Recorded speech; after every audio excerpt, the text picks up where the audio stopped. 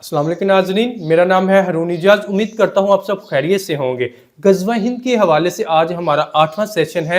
नाज़रीन, हज़रत उमर फ़ारूक रज़ियल्लाहु ताला अन्हु की खिलाफत से लेके हज़रत अली रज़ियल्लाहु ताला अन्हु की खिलाफत तक बर्रे सगीर यानी हिंदुस्तान पर मुसलमानों ने जितने भी हमले किए थे वो गज़वा हिंद को स्टार्ट किया था। इस सारे पीरियड के दौरान हिंदुस्तान पर जितने भी हमले किए गए थे, जितने भी लश्कर आए थे, उन लश्करों के जितने भी सिपा सलार थे, जो कमांडर्स थे, आज के इस सेशन के अंदर उन तमाम कमांडर्स का मैं मुख्तसर तारुफ आपके सामने रखूंगा। सबसे पहले हम जिक्र करते हैं उन तीन अजीम भाइयों का जिन्होंने सबसे पहले गज़वा हिंद के अंदर हिस्सा लेते हुए गज़वा हिंद को स्टार्ट किया था और हिंदुस्तान के तीन मुख्तलिफ इलाकों के ऊपर इन्होंने सबसे पहले हमला किया था। इनमें से पहले भाई का नाम है हजरत उस्मान बिन अबुल आस सक़फ़ी, दूसरे भाई का नाम है हजरत हकम बिन अबुल आस सक़फ़ी, तीसरे भाई का नाम है हजरत मुगीरा बिन अबुल आस सक़फ़ी। इन तीनों भाइयों का ताल्लुक ताइफ के मशहूर कबीला बनु सकीफ से था। सन 9 हिजरी के अंदर इसी कबीले से एक वफद हमारे आका सल्लल्लाहु अलैहि वसल्लम की खिदमत में मदीना शरीफ में हाजिर हुआ। इस वफद के अंदर एक 16 या 17 साल का लड़का भी था जिसका नाम था हजरत उस्मान बिन अबुल आस सक़फ़ी।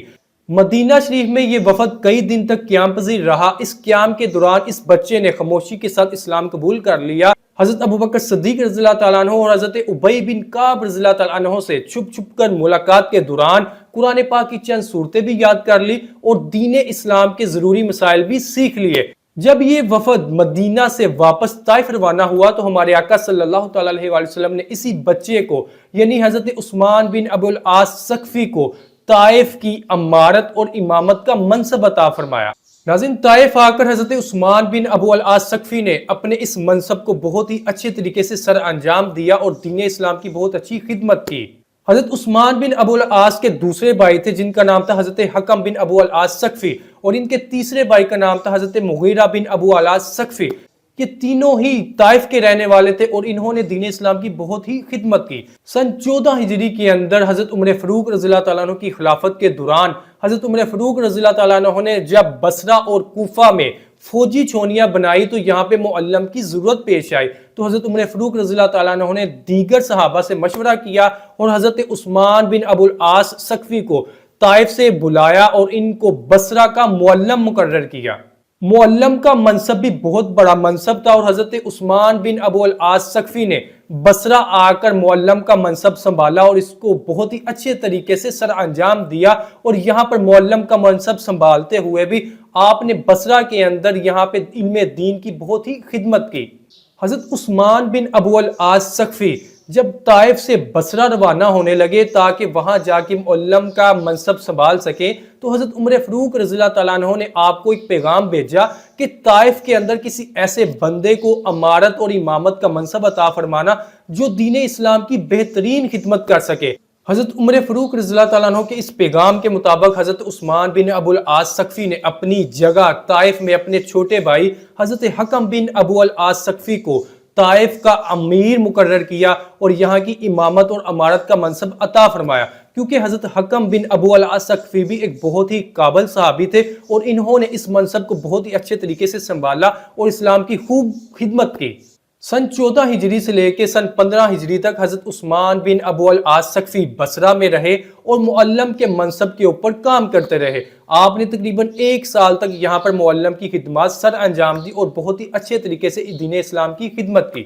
सन 15 हिजरी के अंदर अमीरुल मोमिनीन हजरत उमर फ़ारूक रज़ियल्लाहु ताला अन्हु ने हजरत उस्मान बिन अबुल आस सक़फ़ी को बहरीन और ओमान का गवर्नर बना दिया। तो हजरत उस्मान बिन अबुल आस सक़फ़ी बहरीन आ गए।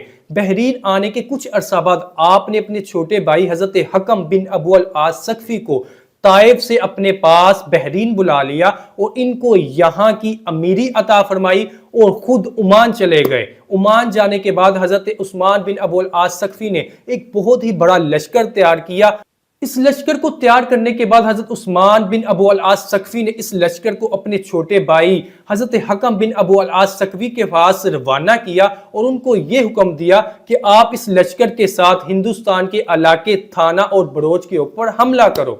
हजरत हकम बिन अबुल आस सक़फ़ी ने इस लश्कर के साथ सबसे पहले हिंदुस्तान के इन इलाकों यानी थाना और बरोच के ऊपर हमला किया और शानदार फतूहात हासिल की। जिन दिनों हजरत हकम बिन अबू अल आस सकफी हिंदुस्तान के इन इलाकों यानी थाना और बरोच के ऊपर हमला कर रहे थे, इसी दौरान ही हजरत उस्मान बिन अबू अल आस सकफी ने अपने तीसरे भाई यानी हजरत मुगीरा बिन अबू अल आस सकफी को एक दूसरा लश्कर भी दिया और इनको ये हुक्म दिया कि आप हिंदुस्तान के इलाके दीबल के ऊपर हमला करो। तो हजरत मुगीरा बिन अबू अल आस सकफी ने सबसे पहले दीबल के ऊपर हमला किया और यहां पर भी अल्लाह ताला ने इनको शानदार फतूहात नसीब फरमाई। नाज़रीन, एक रिवायत में यह भी आता है कि हजरत उस्मान बिन अबू अल आस सकफी ने खुद ही इस लश्कर की क़यादत की थी जिस लश्कर ने हिंदुस्तान के इलाके थाना और बरोच के ऊपर हमला किया था। इस तरीके से इन तीनों भाइयों ने सबसे पहले गजवा हिंद को स्टार्ट करते हुए हिंदुस्तान के इलाकों के ऊपर ना सिर्फ हमला किया था बल्कि इन इलाकों को फतह भी किया था। नाज़रीन, इन तीनों भाइयों ने इस्लाम की बहुत ज्यादा खिदमत की और इस्लाम की तरफ से की जाने वाली मुख्तलिफ जंगों के अंदर इन तीनों भाइयों ने बढ़ चढ़ कर हिस्सा लिया और मुसलमानों की बहुत ज्यादा मदद की। अपनी अपनी उम्र के आखिरी अयाम इन तीनों भाइयों ने बसरा के अंदर गुजारे और एक रिवायत के मुताबिक 45 हिजरी के अंदर हजरत हकम बिन अबू अल आस सकफी की वफात हुई और 55 हिजरी के अंदर हजरत उस्मान बिन अबू अल आस सकफी की वफात हुई। इन तीन भाइयों के बाद चौथे नंबर पे हम जिक्र करते हैं हजरत रुबई बिन ज़ियाद हारसी मजहजी का। नाज़रीन, ये अरब के मशहूर कबीला बनु मजहज से ताल्लुक रखते थे और इनका रंग बहुत ही गोरा था, ये दुबले पतले थे और ये हमारे आका सल्लल्लाहु अलैहि वसल्लम के एक बहुत ही मशहूर और मारूफ और आली मर्तबत सहाबी थे। अमीरुल मोमिनीन हजरत उमर फरूक रज़ियल्लाहु तआला अन्हु ने हजरत रुबई बिन ज़ियाद हारसी को खुरासान का अमीर मुकर्रर किया और इन्होंने इस्लाम की तरफ से मुख्तलिफ जंगों के अंदर हिस्सा लिया और शानदार फतूहात हासिल की। सन 17 हिजरी में हजरत अबू मूसा अशअरी रज़ियल्लाहु तआला अन्हु ने हजरत रुबई बिन ज़ियाद हारसी को इस्लामिक लश्कर का कमांडर बनाया और इनको सिजिस्तान के मुख्तलिफ इलाकों में महाजों के ऊपर भेजा। हजरत रुबई बिन ज़ियाद हारसी ने इन तमाम महाजों को बहुत ही अच्छे तरीके से फतह किया, इसके अंदर कामयाबी हासिल की। अहद फरूकी में ही हजरत रुबई बिन ज़ियाद हारसी ने हिंदुस्तान के मुख्तलिफ इलाकों मिसाल के तौर पर जालिक, करमान, मकरान, सिस्तान और काबुल के इलाकों की मुख्तलिफ मुहिम्मात में हिस्सा लिया और इन इलाकों को शानदार तरीके से फतह किया। फतूहात के बाद आपको करमान, मकरान और सिस्तान का गवर्नर भी बनाया गया। हजरत रुबई बिन ज़ियाद हारसी रज़ियल्लाहु तआला अन्हु ने हिंदुस्तान के इन इलाकों में अहद फरूकी में ही जिहाद का सिलसिला शुरू कर दिया था और जिहाद का ये सिलसिला हजरत अमीर मुआविया रज़ियल्लाहु तआला अन्हु के दौरे हुकूमत तक जारी रहा। सन 51 हिजरी में हजरत अमीर मुआविया रज़ियल्लाहु तआला अन्हु की हुकूमत के दौरान हजरत रुबई बिन ज़ियाद हारसी ने वफात पाई। नाज़रीन, 5वें नंबर पे हम उस इस्लामिक कमांडर का जिक्र करते हैं जिसका नाम है हजरत हकम बिन अमरू सल्बी गफारी रज़ियल्लाहु तआला अन्हु। नाज़रीन, अरब का एक मशहूर कबीला था जिसका नाम था बनु गुफार। बनु गुफार की एक मशहूर शाख थी जिसका नाम था बनु सलब। हजरत हकम बिन अमरू सल्बी का ताल्लुक बनु गुफार की इसी शाख से था, इसीलिए इनको हजरत हकम बिन अमरू सल्बी गफारी रज़ियल्लाहु तआला अन्हु कहा जाता है। हजरत हकम रज़ियल्लाहु तआला अन्हु हमारे आका सल्लल्लाहु अलैहि वसल्लम के बहुत ही मशहूर सहाबी थे और आप ज्यादातर बसरा के अंदर क़याम पज़ीर रहे। सन 17 हिजरी में अमीरुल मोमिनीन हजरत उमर फरूक रज़ियल्लाहु तआला अन्हु ने हजरत हकम बिन अमरू रज़ियल्लाहु तआला अन्हु को मकरान का वाली बनाया। तो हजरत हकम बिन अमरू रज़ियल्लाहु तआला अन्हु ने इसके बाद 23 हिजरी में मकरान के तमाम इलाके को फतह किया और इसको खिलाफत फरूकी के अंदर शामिल किया। काफी अरसा तक हजरत हकम बिन अमरू रज़ियल्लाहु तआला अन्हु इसी इलाके के अंदर गवर्नर के मनसब पर रहे। हजरत अमीर मुआविया रज़ियल्लाहु तआला अन्हु ने अपने बादशाहत के दौरान हजरत हकम बिन अमरू रज़ियल्लाहु तआला अन्हु को खुरासान का वाली बना दिया और आप काफी अरसा तक इस इलाके के वाली रहे। तो 51 हिजरी के अंदर हजरत हकम बिन अमरू सल्बी रज़ियल्लाहु तआला अन्हु की वफात हो गई। छठे नंबर पे हम जिक्र करते हैं हजरत अब्दुल्ला बिन अब्दुल्ला अंसारी रज़ियल्लाहु तआला अन्हु का। हजरत अब्दुल्ला बिन अब्दुल्ला अंसारी रज़ियल्लाहु तआला अन्हु भी हमारे आका सल्लल्लाहु अलैहि वसल्लम के बहुत ही मशहूर सहाबी थे, बहुत ही बहादुर थे और जंग के बहुत ही माहिर थे। हजरत उमर फरूक रज़ियल्लाहु तआला अन्हु ने कूफा का गवर्नर हजरत साद बिन अबी वकास को बनाया। कुछ अरसा बाद हजरत उमर फरूक रज़ियल्लाहु तआला अन्हु ने हजरत साद बिन अबी वकास को इराक और ईरान की मुहिम्मात पर रवाना किया। इस दौरान हजरत साद बिन अबी वकास रज़ियल्लाहु तआला अन्हु ने अपनी जगह कूफे का गवर्नर हजरत अब्दुल्ला बिन अब्दुल्ला अंसारी रज़ियल्लाहु तआला अन्हु को मुकर्रर कर दिया। हजरत अब्दुल्ला बिन अब्दुल्ला अंसारी रज़ियल्लाहु तआला अन्हु काफी देर तक کوفہ کے گورنر رہے، پھر حضرت عمر فاروق رضی اللہ تعالیٰ عنہ نے آپ کو اصفہان کا گورنر بنا دیا، کافی دیر تک آپ اصفہان میں رہے۔ تو پھر سن 23 ہجری میں حضرت عمر فاروق رضی اللہ تعالیٰ عنہ نے حضرت عبداللہ بن عبداللہ انصاری کو مکران کی طرف جہاد کرنے کے لیے بھیج دیا، جہاں پر پہلے ہی حضرت حکم بن عمرو سلبی رضی اللہ تعالیٰ عنہ جہاد کے اندر مصروف تھے۔ حضرت عبداللہ بن عبداللہ انصاری رضی اللہ تعالیٰ عنہ بھی مکران آئے اور آپ نے حضرت حکم بن عمرو سلبی رضی اللہ تعالیٰ عنہ کے ساتھ مل کر مکران کے اندر جہاد کیا اور شاندار فتوحات حاصل کی۔ 7ویں نمبر پہ ہم ذکر کرتے ہیں حضرت سہل بن عدی خزرجی انصاری کا۔ مدینہ کا ایک مشہور قبیلہ تھا جس کا نام تھا قبیلہ خزرج۔ حضرت سہل بن عدی خزرجی کا تعلق بھی اسی قبیلہ سے تھا۔ حضرت سہل بن عدی رضی اللہ تعالیٰ عنہ بھی ہمارے آقا صلی اللہ تعالیٰ علیہ وسلم کے مشہور صحابی تھے۔ آپ بھی بہت ہی بہادر صحابی تھے۔ آپ نے غزوہ بدر میں بھی حصہ لیا تھا۔ آپ کے 2 بھائی اور بھی تھے، ایک کا نام حضرت ثابت بن عدی تھا، دوسرے کا نام حضرت عبد الرحمن بن عدی تھا۔ ان تینوں بھائیوں نے غزوہ احد میں بھی حصہ لیا تھا اور مشرکین کے خلاف جہاد کیا تھا۔ 23 ہجری میں حضرت عمر فاروق رضی اللہ تعالیٰ عنہ نے حضرت سہل بن عدی رضی اللہ تعالیٰ عنہ کو مکران کی طرف حضرت عبداللہ بن عبداللہ انصاری رضی اللہ تعالیٰ عنہ اور حضرت حکم بن عمرو رضی اللہ تعالیٰ عنہ کی مدد کے لیے روانہ کیا، اور ان تینوں اسلامی کمانڈرز نے مل کر مکران کے اندر شاندار فتوحات حاصل کی اور اس علاقے کو بھی اسلام کے اندر شامل کیا۔ 8ویں نمبر پہ ہم ذکر کرتے ہیں حضرت شہاب بن مخارق بن شہاب تمیمی کا۔ ناظرین، آپ کا تعلق قبیلہ بنو تمیم سے تھا اور آپ بھی ہمارے آقا صلی اللہ تعالیٰ علیہ وسلم کے ایک بہت ہی مشہور صحابی تھے۔ حضرت عمر فاروق رضی اللہ تعالیٰ عنہ کے دور خلافت کے اندر جب مکران کے اندر جہاد کا سلسلہ جاری تھا تو حضرت عمر فاروق رضی اللہ تعالیٰ عنہ کے حکم پر حضرت شہاب بن مخارق بن شہاب تمیمی کو مکران کی طرف بھیجا گیا، جہاں پر پہلے ہی حضرت عمرو بن سلبی رضی اللہ تعالیٰ عنہ، حضرت عبداللہ بن عبداللہ انصاری رضی اللہ تعالیٰ عنہ اور حضرت سہل بن عدی رضی اللہ تعالیٰ عنہ جہاد کے اندر مصروف تھے۔ حضرت شہاب بن مخارق بن شہاب تمیمی بھی آپ کے ساتھ مل گئے اور آپ سب نے مل کر مکران کے اندر جہاد کیا اور شاندار فتوحات حاصل کی۔ 9ویں نمبر پہ ہم ذکر کرتے ہیں حضرت سہار بن عباس عبدی رضی اللہ تعالیٰ عنہ کا۔ ناظرین، یہ وفد عبد القیس کے ساتھ ہمارے آقا صلی اللہ تعالیٰ علیہ وسلم کے پاس آئے تھے اور دین اسلام قبول کیا تھا۔ یہ بھی بہت بڑے صحابی ہیں اور بہت بڑے عالم دین تھے، بہت بڑے ادیب اور خطیب تھے۔ عہد فاروقی کے اندر جب مکران فتح ہوا تھا تو اس فتح کے اندر، اس لشکر کے اندر حضرت سہار بن عباس عبدی رضی اللہ تعالیٰ عنہ بھی شامل تھے، اور سب سے پہلے مکران کی فتح کی خبر لے کر حضرت عمر فاروق رضی اللہ تعالیٰ عنہ کے پاس جو شخصیت گئی تھی وہ یہی شخص تھے جن کا نام تھا حضرت سہار بن عباس عبدی رضی اللہ تعالیٰ عنہ۔ یعنی دربار خلافت کے اندر مکران کی فتح کی خوشخبری لے کر جانے والا جو شخص تھا اس کا نام حضرت سہار بن عباس عبدی رضی اللہ تعالیٰ عنہ تھا۔ ناظرین، 10ویں نمبر پر ہم ذکر کرتے ہیں حضرت عاصم بن عمرو تمیمی رضی اللہ تعالیٰ عنہ کا۔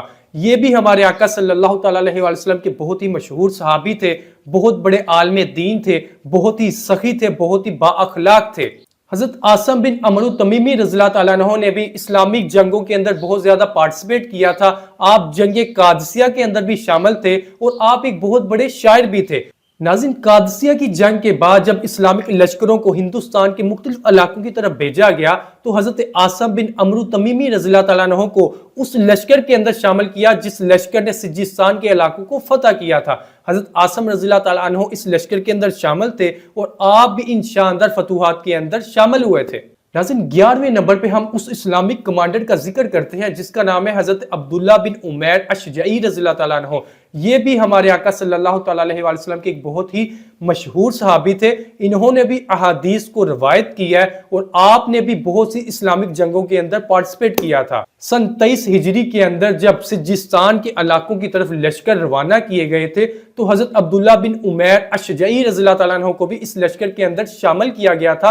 حضرت عبداللہ بن عمیر رضی اللہ تعالیٰ عنہ نے حضرت عاصم تمیمی رضی اللہ تعالیٰ عنہ کے ساتھ مل کر سجستان کے مختلف علاقوں کو فتح کیا تھا۔ ناظرین، 12ویں نمبر پہ ہم اس اسلامک کمانڈر کا ذکر کرتے ہیں جن کا نام تھا حضرت نصیر اجلی رضی اللہ تعالیٰ عنہ۔ آپ کا تعلق مشہور قبیلہ بنو اجل سے تھا، آپ بھی ایک مشہور صحابی تھے۔ حضرت نصیر اجلی رضی اللہ تعالیٰ عنہ نے بھی مختلف اسلامک جنگوں کے اندر پارٹیسپیٹ کیا تھا. آپ جنگ قادسیہ کے اندر بھی شامل تھے، اور جب 23 ہجری کے اندر حضرت سہل بن عدی رضی اللہ تعالیٰ عنہ بلوچستان کی طرف گئے تھے تو آپ بھی اس لشکر کے اندر شامل تھے. آپ نے اور حضرت سہل بن عدی رضی اللہ تعالیٰ عنہ نے دونوں نے مل کر مشہور علاقہ بلوچستان کو فتح کیا تھا. ناظرین 13ویں نمبر پہ ہم اس اسلامک کمانڈر کا ذکر کرتے ہیں جن کا نام ہے حضرت حکیم بن جبلہ عبدی رضی اللہ تعالیٰ عنہ. حضرت عثمان غنی رضی اللہ تعالیٰ عنہ نے جب خلافت کا منصب سنبھالا تو آپ رضی اللہ تعالیٰ عنہ نے عراق کے اندر عبداللہ بن عامر کو والی مقرر کیا، اور آپ نے عبداللہ بن عامر کو یہ حکم دیا کہ ہندوستان کی طرف کوئی بندہ روانہ کرو جو وہاں کی مکمل انفارمیشن اکٹھی کر کے دربار خلافت تک پہنچا سکے. حضرت عثمان غنی رضی اللہ تعالیٰ عنہ کے اس حکم کے مطابق عبداللہ بن عامر نے حضرت حکیم بن جبلہ عبدی رضی اللہ تعالیٰ عنہ کو تیار کیا اور ان کو ہندوستان روانہ کیا. حضرت حکیم بن جبلہ عبدی رضی اللہ تعالیٰ عنہ ہندوستان آئے اور یہاں کا مکمل جائزہ لیا، یہاں سے مکمل انفارمیشن اکٹھی کی، اور پھر ساری انفارمیشن اکٹھی کرنے کے بعد دربار خلافت میں پہنچ کر ساری انفارمیشن مہیا کی. حضرت حکیم بن جبلہ عبدی رضی اللہ تعالیٰ عنہ وہ پہلے صحابی رسول ہیں جنہوں نے سیاحت کی غرض سے ہندوستان میں سب سے پہلے قدم رکھا تھا، یہاں آ کے مکمل انفارمیشن اکٹھی کی تھی. انفارمیشن لینے کے بعد یہ دربار خلافت میں پیش ہوئے تھے اور وہاں جا کے مکمل انفارمیشن پرووائڈ کی تھی. ناظرین 14ویں نمبر پہ ہم حضرت عبید اللہ بن معمر تیمی رضی اللہ تعالیٰ عنہ کا ذکر کرتے ہیں. آپ کا تعلق قریش کی ایک مشہور شاخ بنو تیم سے تھا. آپ رضی اللہ تعالیٰ عنہ بھی ہمارے آقا صلی اللہ تعالیٰ علیہ وسلم کے ایک مشہور صحابی تھے. آپ بھی بہت بہادر صحابی تھے. آپ کو حضرت عثمان غنی رضی اللہ تعالیٰ عنہ کے دور خلافت میں مکران کے علاقے کی طرف بھیجا گیا. حضرت عثمان غنی رضی اللہ تعالیٰ عنہ کے دور خلافت میں حضرت عبید اللہ بن معمر تیمی رضی اللہ تعالیٰ عنہ کو ایک فوجی دستہ دے کر سندھ اور مکران کے علاقوں کی طرف بھیجا گیا. آپ نے سندھ اور مکران کے مختلف علاقوں کو فتح کیا، لیکن انہی فتوحات کے دوران ایک علاقے استخر کو فتح کرتے ہوئے آپ نے جام شہادت نوش کیا. ناظرین 15ویں نمبر پہ ہم اس اسلامک کمانڈر کا ذکر کرتے ہیں جس کا نام ہے حضرت عمیر بن عثمان بن سعد رضی اللہ تعالیٰ عنہ. یہ بھی وہ عظیم صحابی ہیں جنہوں نے ہندوستان کی فتوحات کے اندر حصہ لیا تھا. حضرت عمیر بن عثمان بن سعد رضی اللہ تعالیٰ عنہ کو حضرت عثمان غنی رضی اللہ تعالیٰ عنہ کے دور خلافت میں مکران کی طرف ایک لشکر کے اندر بھیجا گیا تھا. آپ نے بھی ان علاقوں کے اندر شاندار فتوحات حاصل کی تھی. حضرت عمیر بن عثمان بن سعد رضی اللہ تعالیٰ عنہ بھی ہمارے آقا صلی اللہ تعالیٰ علیہ وسلم کے ایک مشہور صحابی تھے، اور آپ بہت ہی بڑے خطیب بھی تھے، بہت ہی بڑے عالم بھی تھے. 29 ہجری میں حضرت عثمان غنی رضی اللہ تعالیٰ عنہ نے حضرت عمیر بن عثمان بن سعد رضی اللہ تعالیٰ عنہ کو ایک لشکر کے ساتھ مکران کی طرف روانہ کیا اور آپ کو والی مکران بھی مقرر کیا.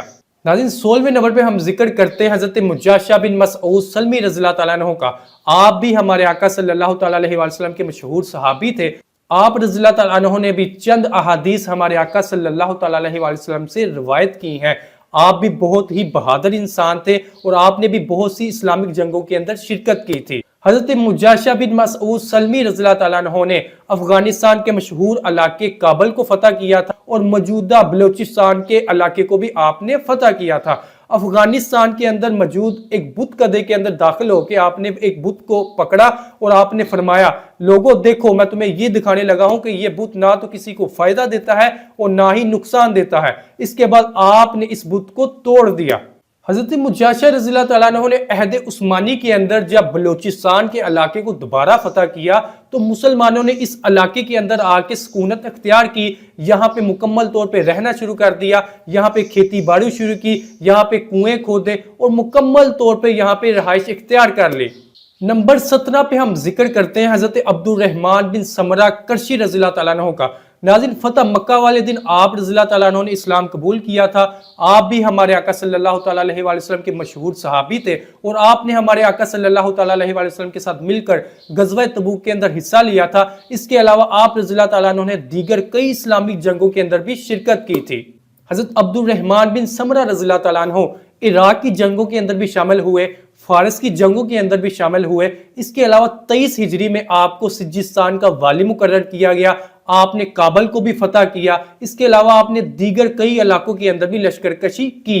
حضرت عبد الرحمن بن سمرہ رضی اللہ تعالیٰ عنہ نے حضرت عثمان غنی رضی اللہ تعالیٰ عنہ کی خلافت کے دوران ہندوستان کے مشہور علاقے رن کچھ کو فتح کیا۔ رن کچھ کے علاوہ آپ نے اس کے مشہور علاقے داور کو بھی فتح کیا۔ ناظرین، نمبر 18 پہ ہم ذکر کرتے ہیں حضرت عبداللہ بن سوید تمیمی رضی اللہ تعالیٰ عنہ کا۔ آپ کا تعلق مشہور قبیلہ بنو تمیم سے تھا۔ آپ بھی ایک مشہور صحابی تھے۔ آپ نے بھی کئی اسلامک جنگوں کے اندر شرکت کی تھی۔ حضرت علی رضی اللہ تعالیٰ عنہ کے دور خلافت کے اندر حضرت عبداللہ بن سوید تمیمی رضی اللہ تعالیٰ عنہ کو ایک لشکر کے ساتھ سندھ کے علاقوں کی طرف بھیجا گیا تھا تاکہ سندھ کے علاقوں کو دوبارہ سے فتح کر کے خلافت کے اندر شامل کیا جا سکے۔ حضرت عبداللہ بن سوید تمیمی رضی اللہ تعالیٰ عنہ انہی لشکروں کے ساتھ سندھ کے علاقوں کے اندر آئے اور آپ نے مختلف مہمات کے اندر حصہ لیا۔ نمبر 19 پر ہم ذکر کرتے ہیں حضرت خریت بن راشد ناجی سامی رضی اللہ تعالیٰ عنہ کا۔ یہ بھی ہمارے آقا صلی اللہ تعالیٰ علیہ وسلم کے مشہور صحابی تھے۔ حضرت خریت بن راشد ناجی سامی رضی اللہ تعالیٰ عنہ نے بھی مختلف اسلامک جنگوں کے اندر شرکت کی تھی۔